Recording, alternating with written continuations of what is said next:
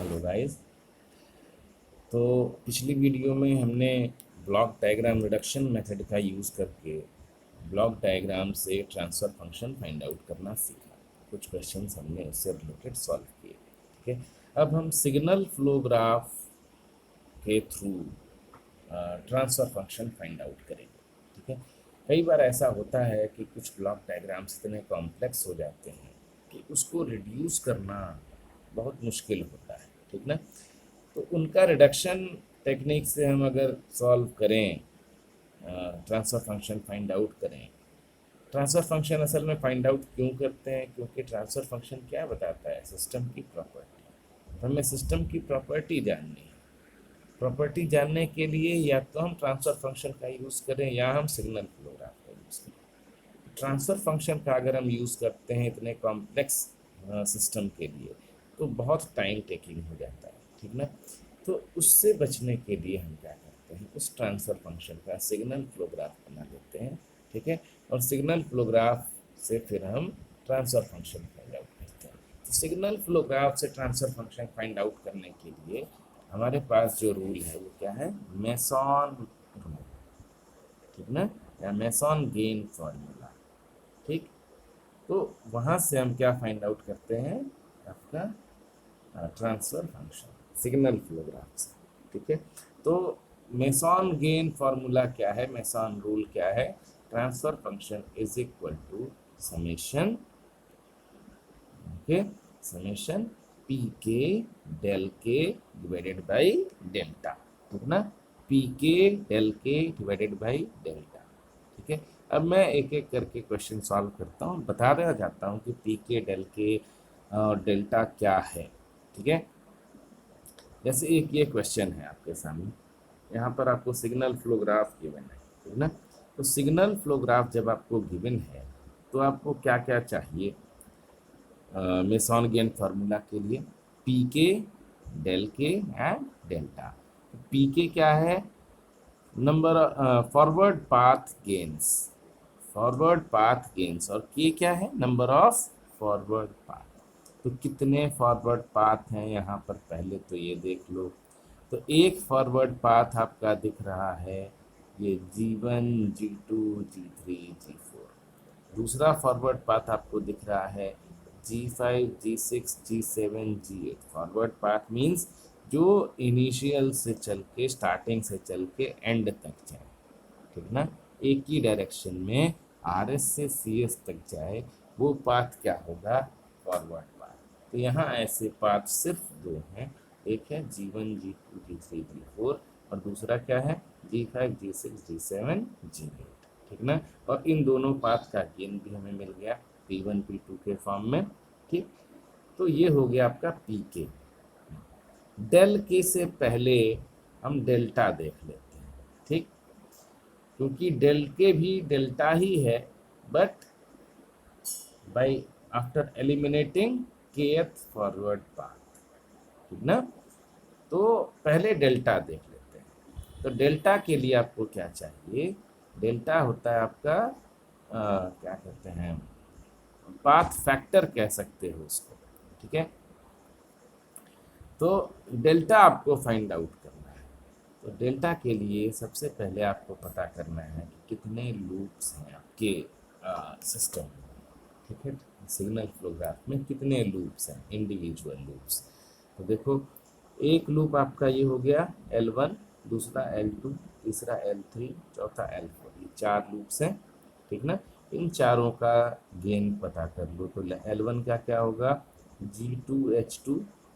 L2 का क्या होगा? G3H3।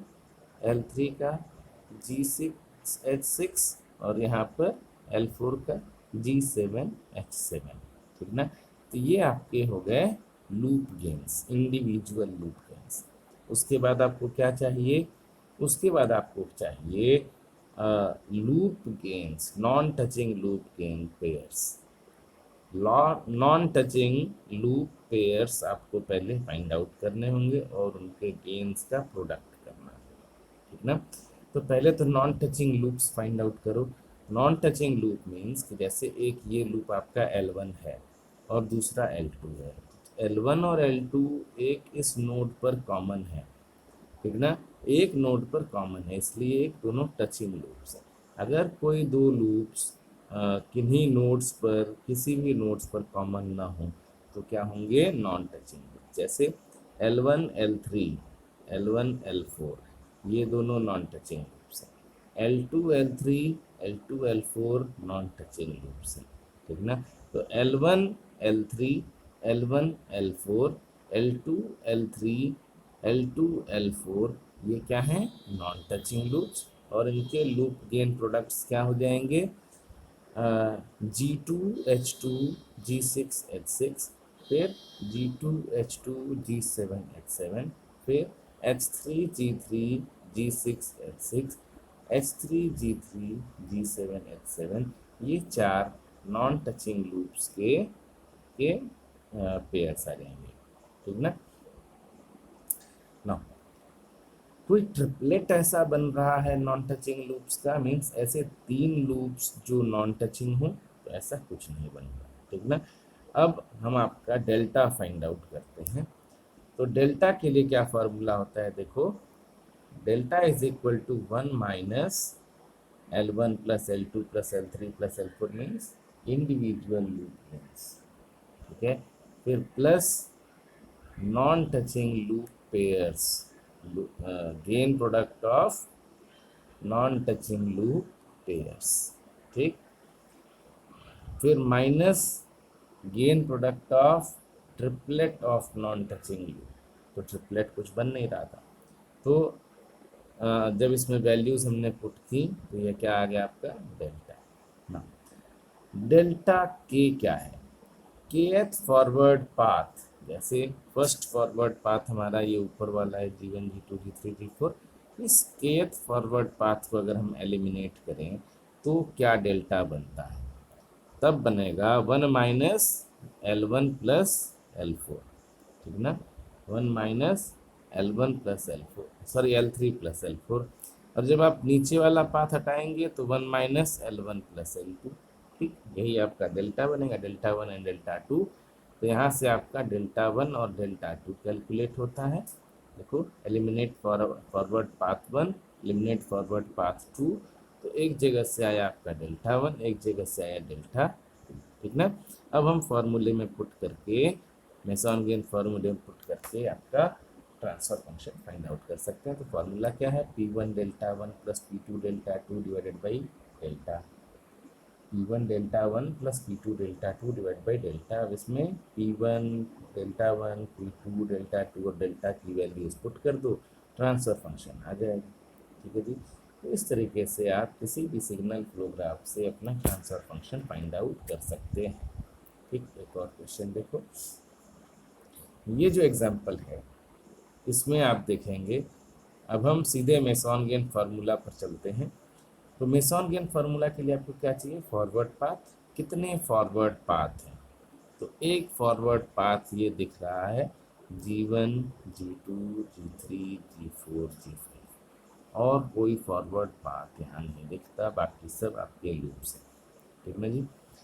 अच्छा, अब इसमें आपके लूप्स कौन कौन से हैं, पहला लूप ये रहा G2H1, दूसरा लूप G4H2, तीसरा लूप G7H4, चौथा लूप ये है आपका G2 G3 G4 G5 G6 G7 G8, ये आपका चौथा लूप, ठीक ना। इसके अलावा कोई और लूप नहीं दिखता, ठीक है, इसके अलावा कोई और लूप नहीं दिखता, ये चार लूप्स यहाँ पर हैं, ठीक है जी। अच्छा, नॉन टचिंग लूप्स भी हैं, तो आप देखिए, एक ये लूप आपका जो है G2H1 और G4H2 ये भी नॉन टचिंग है, G2H1 G7H4 ये भी नॉन टचिंग है, G4H2 G7H4 ये भी नॉन टचिंग है, ठीक ना। इसके अलावा और कोई नॉन टचिंग लूप्स नहीं, ठीक।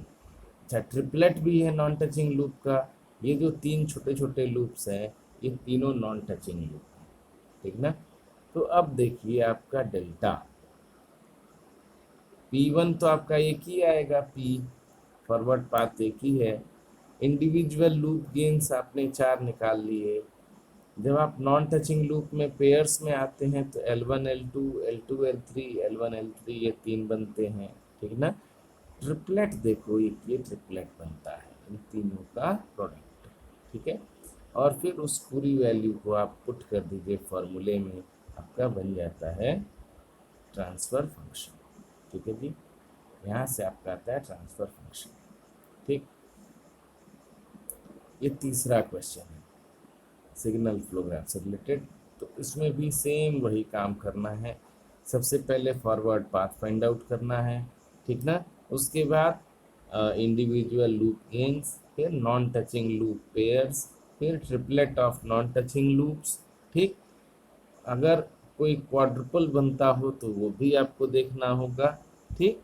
इस टाइप से जितने भी आपके लूप बनते हैं उन सबको आप कंसीडर करना होगा और फिर फॉर्मूले में पुट करेंगे, तब आपका क्या आएगा, ट्रांसफर फंक्शन, राइट है।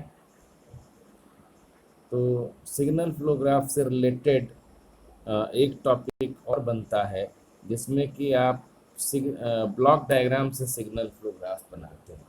तो ब्लॉक डायग्राम से सिग्नल फ्लो ग्राफ बनाने के लिए एक कुछ सिंपल सा रूल है, वो मैं बता देता हूँ। रूल क्या है कि जितने भी आपके समिंग पॉइंट और टेक ऑफ पॉइंट हैं उनको आप एक नोड मानेंगे, ठीक ठीक ना। जितने adjacent summing point take off point हैं उन सबको आप एक नोड मानेंगे। बट कंडीशन ये है कि जो आपका टेक ऑफ पॉइंट है वो समिंग पॉइंट के राइट में होना चाहिए, ठीक ना। लेकिन इन केस अगर आपका take off point summing point के लेफ्ट में है, मीन्स समिंग पॉइंट के पहले है, तो वहाँ पर 2 नोड लिए जाएंगे। ध्यान देना, जहाँ पर take off point summing point के पहले है वहाँ 2 नोड लिए जाएंगे, ठीक है। और उन दोनों के बीच गेन कितना होगा, यूनिटी। ट्रांसमिटेंस कितना होगा, यूनिटी। लेकिन अगर take off point summing point के राइट में है तो वो दोनों कंबाइंड होकर एक नोड बनेंगे, ठीक। 2 समिंग पॉइंट हैं एडजेसेंट, वो दोनों कंबाइंड होकर एक नोड बनेंगे, ठीक है जी। तो अब यहाँ देखिए, यहाँ कितने नोड्स बनते हैं। तो यहाँ एक ES के लिए, दूसरा X1 के लिए, तीसरा X2 के लिए, चौथा X3 के लिए, फिर CS के लिए पाँचवा। तो टोटल 5 नोड्स यहाँ दिख रहे हैं, ठीक ना। 5 नोड्स यहाँ बनेंगे और एक आपका RS का रहेगा ही, ठीक। तो टोटल 5 नोड और एक ये 6 नोड यहाँ बनते हैं। 6 नोड्स बनाने के बाद जैसे जैसे आपका पाथ ट्रेवर्स कर रहा है वैसे वैसे अपना पाथ बना लीजिए, डायरेक्शन दे दीजिए। जैसे एक पाथ आपका आता है CS से X2 की ओर, गेन कितना है, -H1। तो CS से X2 की ओर गेन आ गया -H1। फिर है X3 से X1 की ओर, गेन है -H2। X3 से X1 की ओर -H2। फिर CS से RS की ओर, ठीक ना, ES की ओर, CS से ES की ओर गेन है -H2। CS से ES की ओर गेन है H3, ठीक। इस टाइप से आपका एक सिग्नल फ्लो ग्राफ रेडी होता है और इस सिग्नल फ्लो ग्राफ से आप मेसन गेन फार्मूला यूज़ करके अपना ट्रांसफर फंक्शन फाइंड आउट कर सकते हैं, ठीक है। यहाँ इन्होंने सॉल्व करके दिखाया है मेसन गेन फार्मूला से, ठीक है जी। एक ये आपका ब्लॉक डायग्राम है। इसको जब आप बनाते हैं तो देखिए, ये जो आपका एक नोड है ES वाला, इसके बाद आपके 2 समिंग पॉइंट, एक समिंग पॉइंट के बाद टेक ऑफ पॉइंट है और इस टेक ऑफ पॉइंट के बाद 2 समिंग पॉइंट है। तो यहाँ देखो, समिंग पॉइंट के बाद जो टेक ऑफ पॉइंट है ये दोनों मिलकर एक नोड बनेगा, ठीक ना। ये दोनों मिलकर एक नोड बनेगा, ये जहाँ ES लिखा हुआ है। उसके बाद ये जो X1 और X2 वाले हैं, ये चूंकि टेक ऑफ पॉइंट के बाद हैं तो ये दोनों अलग अलग नोड्स बनेंगे, X1 और X2, ठीक है जी। और इन दोनों के बीच का गेन कितना होगा, यूनिटी गेन दे दिया। ऐसे ही इस साइड में आप देखेंगे, ये समिंग पॉइंट के पहले है Y1 और Y2, 2 टेक ऑफ पॉइंट, तो ये दोनों अलग अलग नोड्स बनेंगे। ये समिंग पॉइंट और इसके बाद जो सी एस वाला टेक ऑफ पॉइंट है, ये दोनों मिलकर एक कंबाइंड नोड बन जाएगा। ठीक है, तो इस तरीके से आपका एक सिग्नल फ्लो ग्राफ रेडी होता है, और इससे आप मेसन गेन फार्मूला अप्लाई करके ट्रांसफर फंक्शन फाइंड आउट कर सकते हैं। ठीक है जी।